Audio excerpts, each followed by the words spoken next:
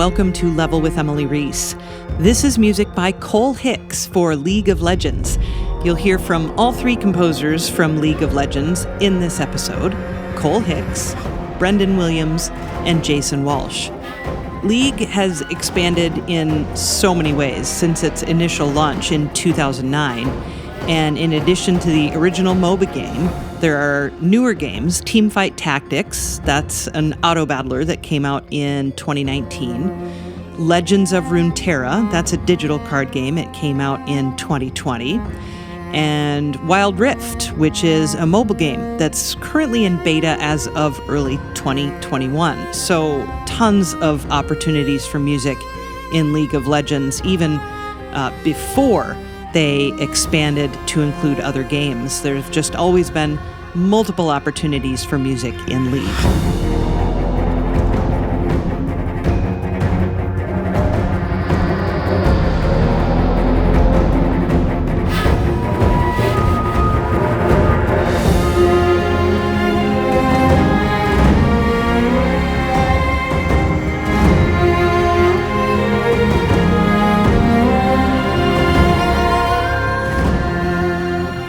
This is Cole, by the way, and we do have a lot of music that exists in the game, but we have a lot of musical experiences outside of the game too. And I think that a lot of this was created pretty early on. Some really unique explorations, like login screens. We don't have them anymore, but initially they were a way to, as I understand it, because this was before I got to Riot, it was a way to kind of add some more cool musical interest and fun to that login screen, so that you get a little bit of thematic material, so it kind of matches the visuals, gets you excited to start playing the game. And then from that, it evolved a whole bunch because people started really enjoying the music from that, and we started to do more and more of it, and for individual champions, for different skin lines and things like that. And eventually there was an exploration in music video, which was, I believe the first one was Jinx. That was the first music video that they had all tried out. Okay. And it ended up doing quite well, and players really responded well to it.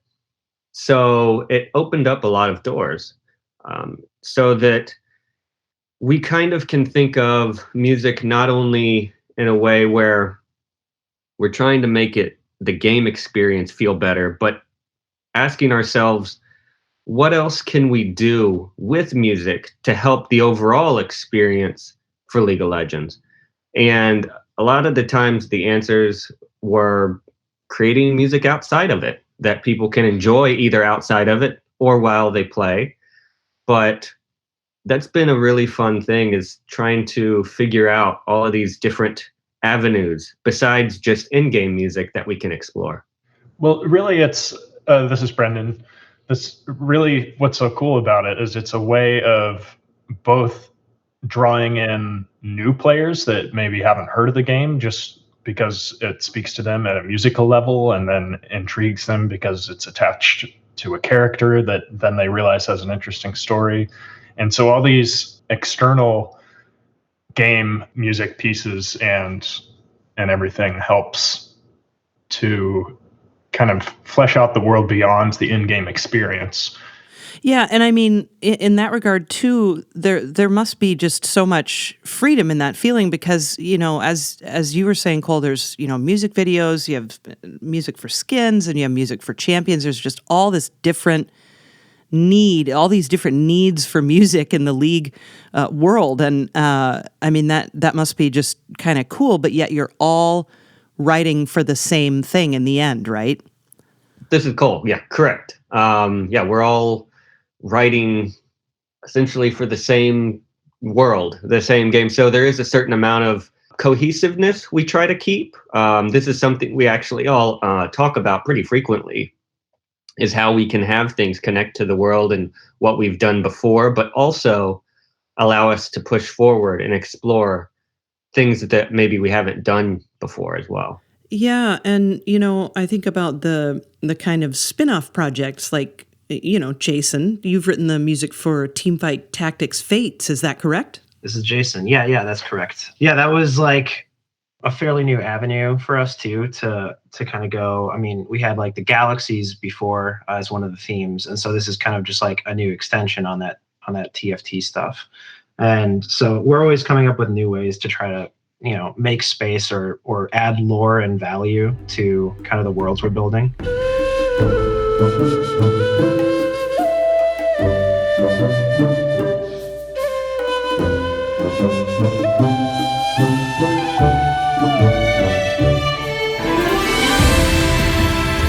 Yeah, and I'd love to hear more about, I guess, kind of each of your personal relationships with League before you even got to Riot, because it's such a huge world to kind of wrap your brain around, and I'm curious if you played it before you started working there, or what was your exposure to the game before you started kind of sliding into that seat of writing for League of Legends, That's a great question. This is Cole, by the way.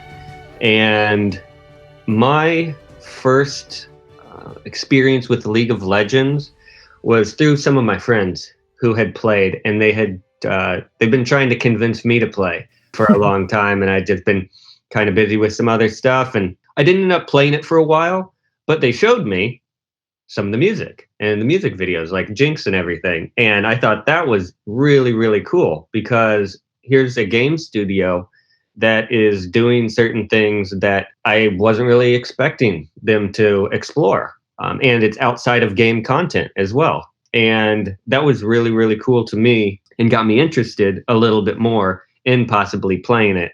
And I'm a huge fan now and play pretty frequently, as much as I can. And before as well, I would play a decent amount. But first experience was through some of my friends. Brendan, how about you? I first started getting into League because of the music, actually. So I've been working as a freelancer about 6 years before I started here. And I think it was 3 or maybe 4 years ago, there was a composer opening position. And so I decided to just kind of, I'd heard of League of Legends, but I had never really explored it. And so I just started listening to the music, and what blew my mind was the number of genres the composers wrote in, and how top tier the work was in like every genre, which can be really difficult to do. A lot of times composers for games really excel at maybe orchestral music, but if you were to have them do a pop song or a metal song or something, it wouldn't sound maybe quite at the same level. And I just noticed when I was discovering Riot Games and League of Legends, just how they explored so many different styles, and everything was so well done. So I was immediately just really interested in working for them. And so I actually applied about 4 years ago, and I think that may have been the position Cole got. I could be wrong. I think that maybe was the one. And just ever since then, I've been a close follower of the music in particular. As for playing League, it's something, funnily enough, I haven't gotten into until right before I started here. My brother, though, it turns out, has been a League player since it was in beta. So he's one of the longtime players. Nice. Jason, how about you? Did you play much before you started at Riot, or were you just aware of the music? How about you? So yeah, my first experience with League was probably like late 2009, but I had played some like MOBA genre games earlier. I played like the original Warcraft mods a bit, and my close group of friends, we actually, when this genre kind of became standalone games, played Heroes of Newerth a good bit for a couple years, but I never really totally got on the League bandwagon, just because by the time it started, picking up in popularity, I was in college and kind of focusing on other things. But as I got into actually working in the video game industry as a sound designer, I was doing work for Riot, working on some champion skins externally. And then when KDA came out was when I was like, okay, I gotta pay attention to the music in this game because it's actually incredible. And so from there, it was very much like a goal, or any opportunity to get involved with the music on League would be incredible. So yeah, fortunate to be here actually. So I'm going to actually stay with you, Jason, regarding something that Brendan said about all the multiple genres. And Jason, did you write the PsyOps theme? Is that correct? Yes, that is correct.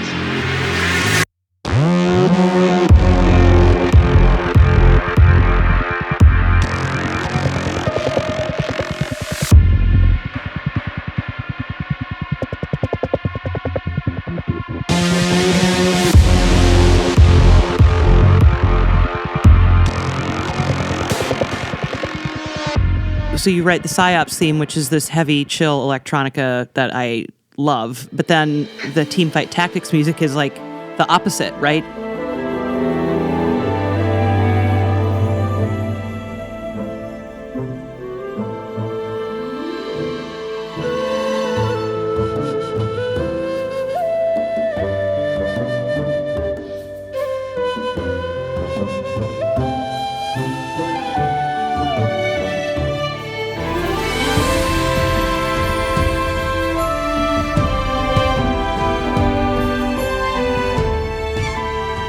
Talk to me about being able to move between those worlds, and all three of you do it really well, I know. So, but let's go ahead and start with Jason.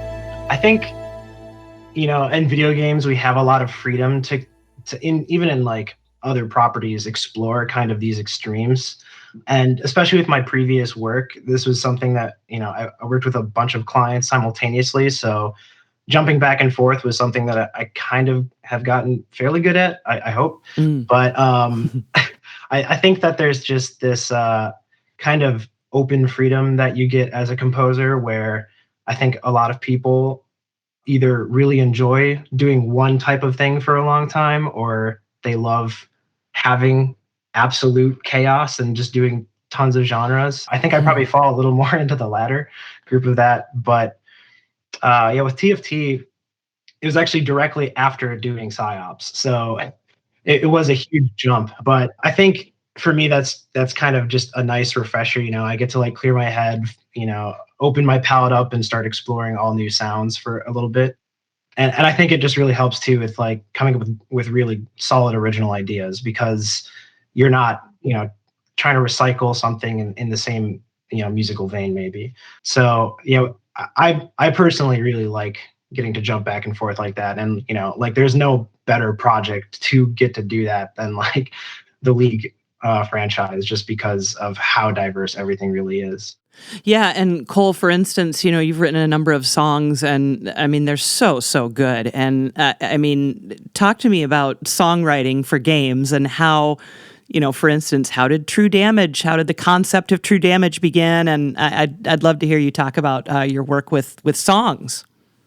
Sure. Well, thank you. Appreciate it. I love working on a lot of different music, but songs definitely hold a special place. And to me, they mean a lot, just because I did start off a little bit more, I guess, as a guitarist and songwriter when I was younger, starting off. And any opportunity I can in which it does make sense and work really well, I do like exploring that as an opportunity to write something. And each one is different. Sometimes it is just myself writing the lyrics and doing the music and production. But other times, like on True Damage, we'll collaborate a lot, because we want to make sure that whatever music we're creating is really authentic. So we're going to try to get as many amazingly talented people as we can. People like Becky G, Kiki Palmer, Soyeon, Duckworth, and Thutmose. And in fact, we worked with Harlow as well to write, and Duckworth and Thutmose wrote their verses. We had some amazing collaborators like Lydia on the translation, and Benjamin that helped out for vocal production, and even Mike Bozzi to help master the track. So it's one of those things where we'll experiment in the studio. I've produced the instrumental. I'll have some melodic ideas, and then she'll have some ideas, sing some different things, write the lyrics, and then we'll collaborate with the artist a bit too. So it's a really collaborative experience, and that's what I love about music in general, but especially too for the songs.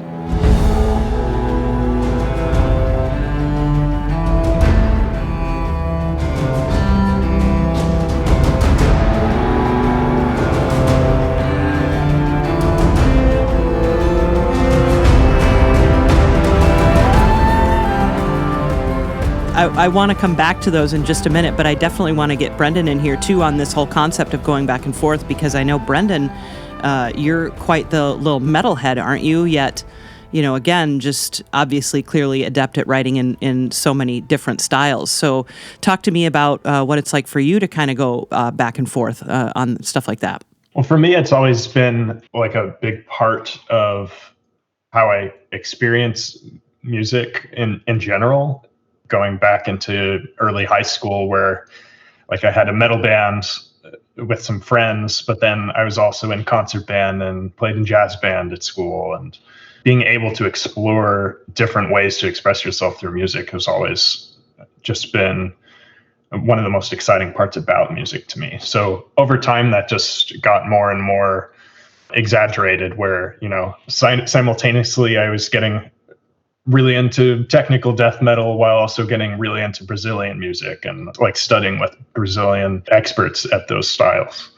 And then like over time, just gone through different phases, getting into different types of things. So for one, becoming a media composer initially was just a natural fit for me, because like Jason was saying earlier, a lot of times that's just how it is. You're working for multiple clients doing totally different things at the same time. But yeah, then that's what's really cool about now being here with Riot, is that's, even though we're working on one game most of the time, we are constantly jumping between different musical approaches.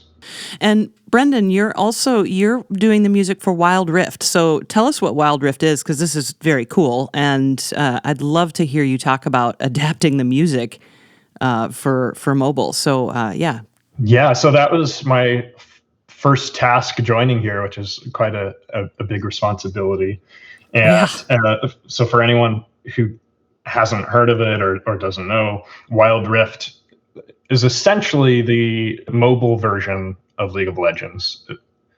That said, it's not just a port. It has to be totally reimagined to work in that format, and thinking about how people on the go will play the game. So it's like quicker to play a full game, and certain things function a little differently. Some things are simplified. Some things are just adapted because it works better playing with your hands a certain way. And then that also kind of applies for music, is where the music for the current music that's in game for League of Legends now was written, I think, maybe 6 years ago, maybe 5 years ago, something like that. So obviously, because so many people have been playing for so long, it needed to feel really similar. And we want those longtime League players to pick up and play a game of Wild Rift and feel right at home. But at the same time, it does kind of need to have some new, fresh takes of certain things. And there's room to reimagine and try some new things. So yeah, it was a fun challenge. And right now, many people are already playing it because it's available in open beta in Southeast Asia, the Americas, Europe, and the Middle East.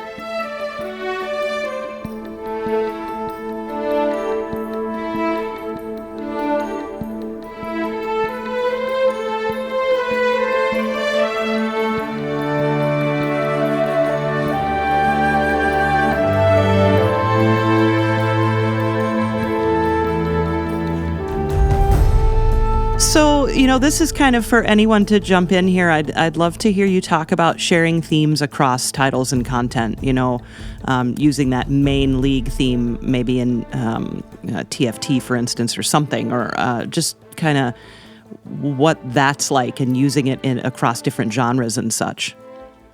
That's a great question. This is Cole. And actually, off of the TFT thing you had mentioned, that's a great example to talk about. So when we had initially written the music for TFT, we had an opportunity to take that TFT theme and reimagine it in kind of this big band style. And we worked with Rob Scher on that. And it really turned out into being something that was quite unique, where he had a lot of great ideas. And then at the very end, you get that full TFT theme that you would hear at the beginning of the game. Yeah, this is Jason. I can actually, add on to what Cole is saying a bit. I think also with the in-game music, there's a lot of opportunities for this, just because, like Brendan had mentioned, there's kind of these familiarities that you want to, let players experience, and to let them know that they're comfortable at home in that kind of new environment you're introducing them to. So it's striking a balance in a lot of ways, and especially when you think of in-game music, there's multiple assets that make up that musical journey throughout the gameplay. And with TFT especially, there's really clear phases, like when you're at the carousel at the beginning, there's a theme that plays that is kind of the introduction to that entire game for the players. And so, keeping that memorable, really, really clear and upfront is a big part of, especially when you're writing a new variation of that theme, to make sure that still sits there. And actually Cole provided some pretty cool insights and documentation on, how the TFT music was laid out, so that a lot of that would be that fundamental DNA of the music would still exist in whatever new stuff we write. But yeah, I think it applies all the way down the line in some of the game modes too, to having like little stingers or drum fills or kind of notification music for players to be able to quickly identify it. So I think there's a facet of striking balance in a lot of the music when we are like adapting melodies and themes to make sure it stays close enough to the original that it's recognizable, but far enough away that it's exciting and also engaging for listeners.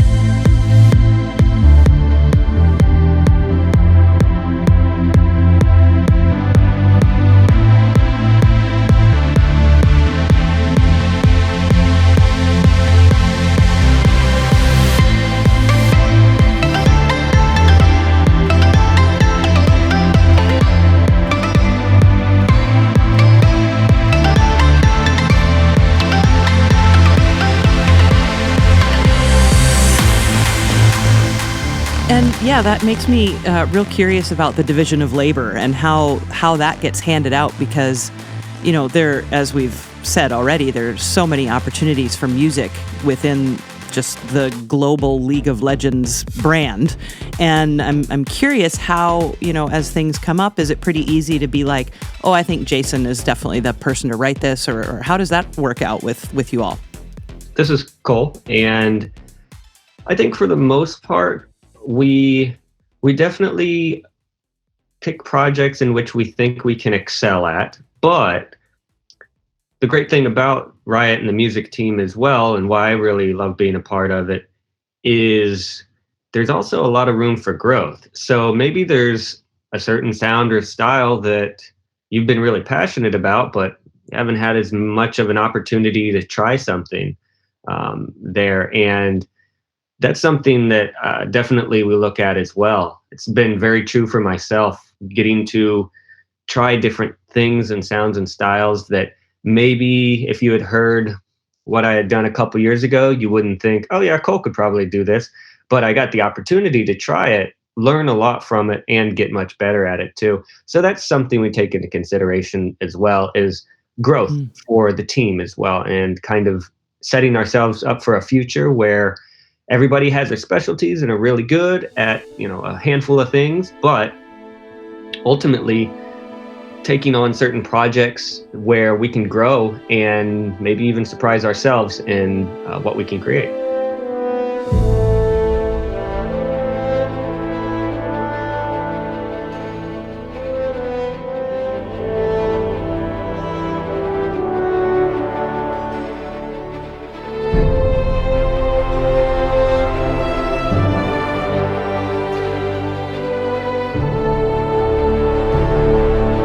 Yes, and you know, just this whole thing that I keep bringing up about opportunity. I mean, the opportunity to create music for this world is unlike anything, you know, that, I mean, I guess there are a lot of games that do have very broad brands in that way, so I don't want to overstate, but it is something that's unique, that's for sure, in the world of gaming, to have so many opportunities to attach music to content that has, you know, only a tangential relation to the gameplay itself, right? I mean, that's just such a cool thing. I just keep digging deeper and deeper into this League of Legends rat hole, and it's really amazing and fulfilling, you know, musically speaking. That's a great point.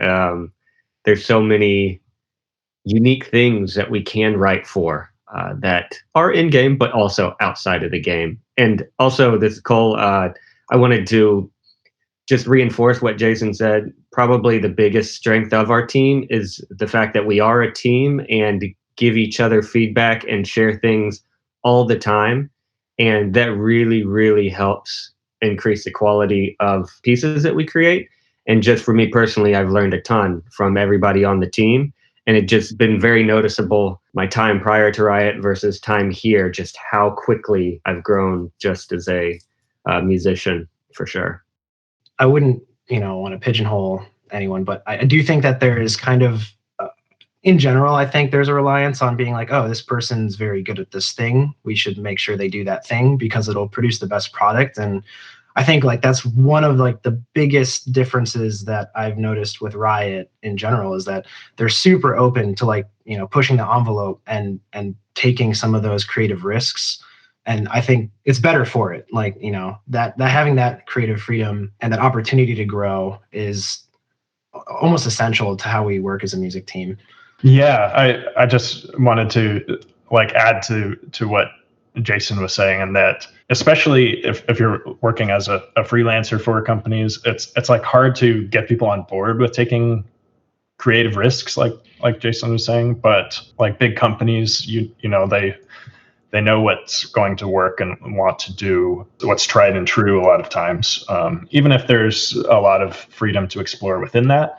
But Riot, one of the things that's just great about it being here is that they have a long history of allowing the composers to take creative risks. Because basically that was done in the earlier days, like Cole was saying, with like the Jinx music video, or when Pentakill was launched for the first time, or there are a number of other examples of that. But those things kind of paved the way to say, okay, maybe we don't understand what you're doing, but we know it pays off. So like, let's let these composers like experiment a little bit and see what comes out of it, and have room and time and space to try ideas that maybe don't work as well, so that you can come up with something that really does work before you release anything.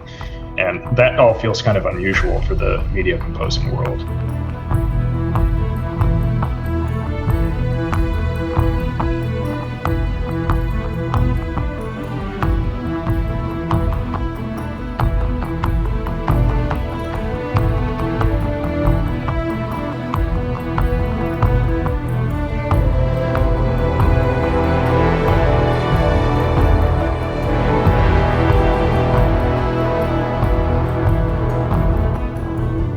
And, you know, one thing too, I mean, every year there's a new season, right? So you're guaranteed that every year you're going to be writing new music, correct?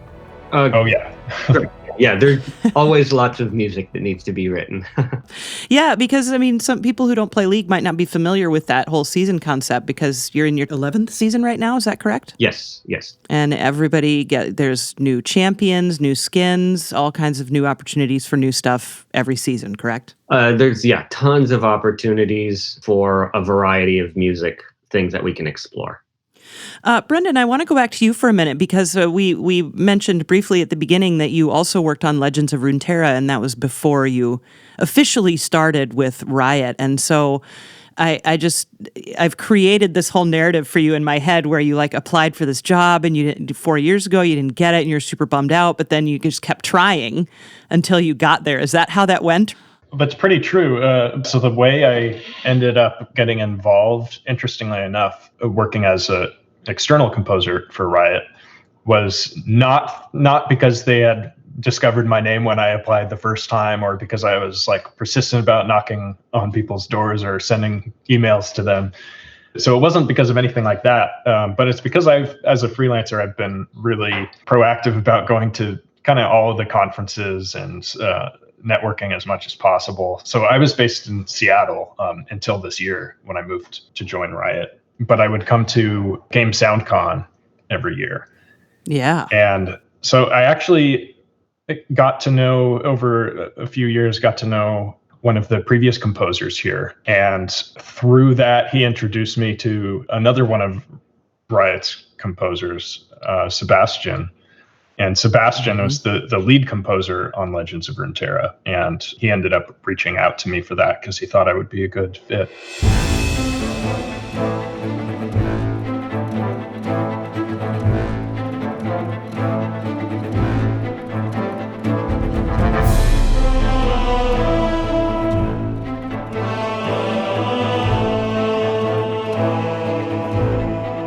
And then for the role that I ended up getting, it didn't directly come from that either. There just was another opening. No one I knew at Riot even told me about it. So I just applied like anyone else. And interestingly, through the application process, none of the people I talked to were people I already knew until the late stages of the process. So it worked out in an interesting way.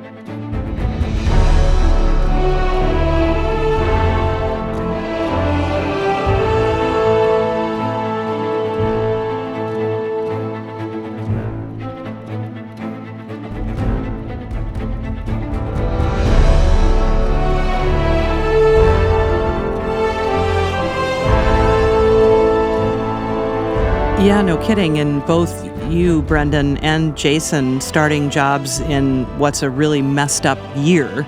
So what has that been like? Have either of you even been to the studios yet? This is Jason. Yeah. The last time I was at Riot was also the first time I was at Riot, and it was for my last interview.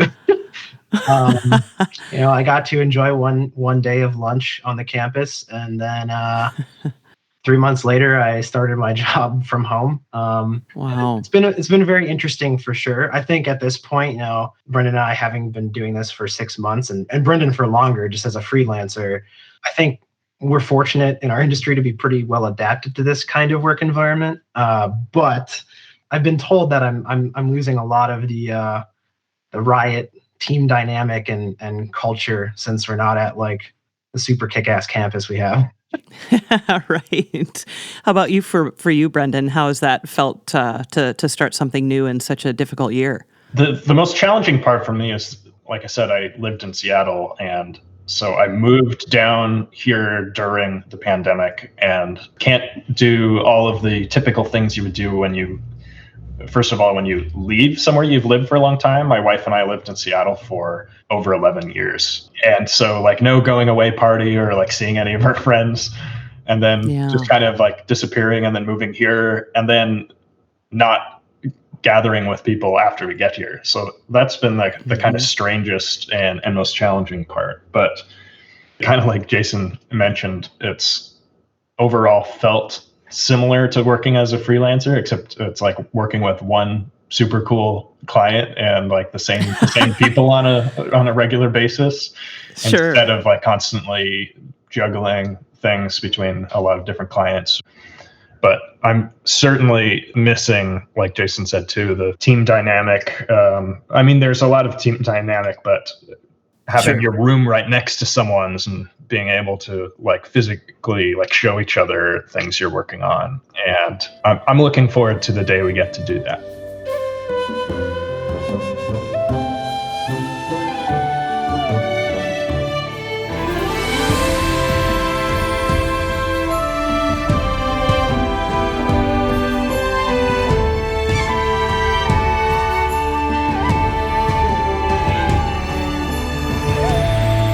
Cole, I guess from your perspective, having been there for a few years now, what has that been like from your standpoint, where you're welcoming new members to a team that, you know, like Brendan's saying, you can't just pop into the office next door and say, hey, let's talk about how we want this to sound, or what is this like? It's been really interesting going through the whole experience. I think one of my favorite parts of being on campus at Riot was the possibility of, like Brendan said, knocking on someone's door, listening to what they're working on, showing what I'm doing to get feedback like immediately.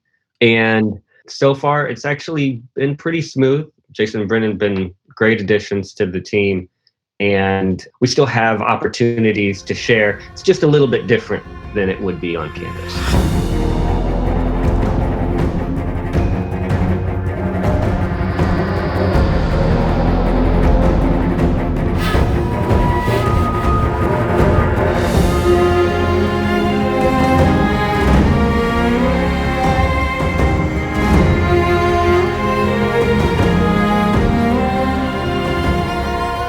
Looking ahead to what's coming down the line for all of you, you know, Wild Rift will be coming out, I'm sure.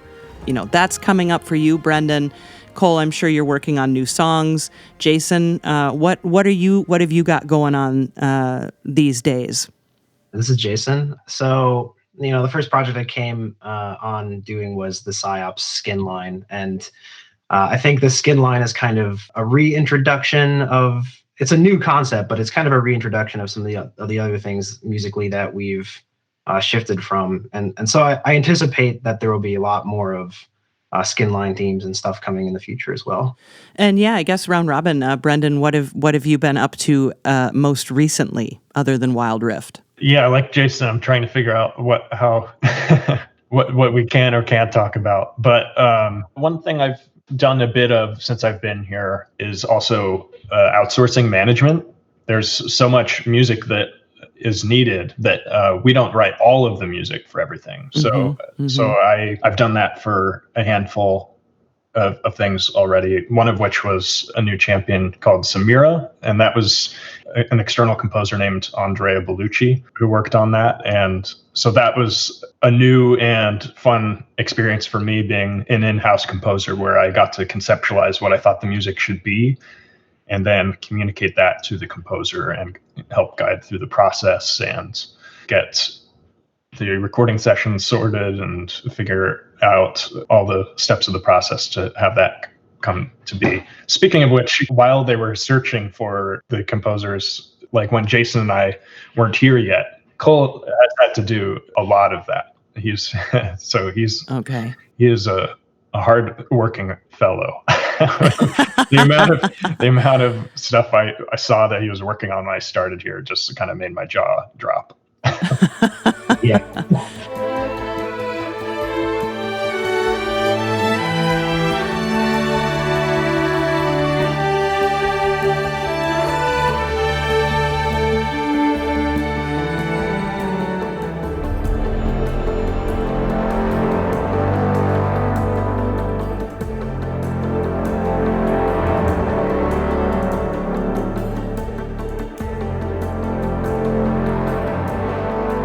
Cole, I did mention earlier I wanted to come back to these songs because Brendan mentioned getting performers, and I'm kind of curious how all three of you work with live musicians, and because when you listen to the early league music, clearly there's very little of that going on, and now there's a lot more, but also now samples are way, way, way better. So talk to me a little bit about, when you're hiring performers, and I know you've hired the cellist Cameron Stone, and he's played on a bunch of songs, and then you've got vocalists like Jasmine Clark, and then of course all the people that you mentioned from True Damage. So I'd just love to hear you talk about that. Sure. As I had mentioned before, one of my favorite parts is collaborating with a whole bunch of different talented musicians and artists, and I think it depends on the project. Some may not really require working with an additional musician or a singer. Others, though, definitely need it. I am certainly on the side of the fence that kind of prefers, as much as possible, working with other musicians and really talented artists. So it really does depend on the project. There are a lot of wonderful soloists that even if we can't maybe record an entire section, we'll hire them to really add a lot of life to a piece. And I love doing that. In fact, that's kind of one of my more favorite things is I really love the sound of individual performers and soloists and making it work in an ensemble sound. But there's so much nuance and life in an individual performance that kind of having that as a featured thing, I've kind of started to realize, I think maybe someone pointed it out too. It's something I like doing. So that's something very frequently I like to look into. And similar goes with singers that we work with as well.